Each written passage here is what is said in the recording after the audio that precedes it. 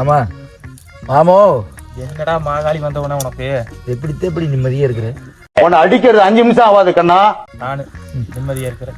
எனக்கு எத்தனை கஷ்டம் இருக்குது தெரியுமாடா? சீட்டு நாட்டு குடும்பம் குட்டி அல்ல மொழிக்கு மொட்டைன்னு ஏகப்பட்ட பெரிய அளவு இருக்கிற எல்லாத்தையும் பார்க்கணும்டா. என்னடா ஜாலியா இருக்கிறாங்க. சரி, அந்த எல்லாமே போக அது அந்த சிரமம் இல்லாம நான் வந்து ஜாலியா இருக்குவேன். அப்படி கேளு. சிரமம் இல்லாத நீ ஒரு நிம்மதி வேணும். எனக்கு நிம்மதியா இருக்குவேன். இந்த சீட் நாட்டு அதெல்லாம் எதுவும் இருக்கப்படாது. ஒரு அருமையான ஒரு ஐடியா இருக்குது. என்ன ஐடியா? அது அது மாத்திரம் தவறு தொங்குது. रुको जरा இதே மாட்டு பிடிச்சி கட்டணும். और अभी तो रुको, क्लाइमैक्स अभी बाकी है.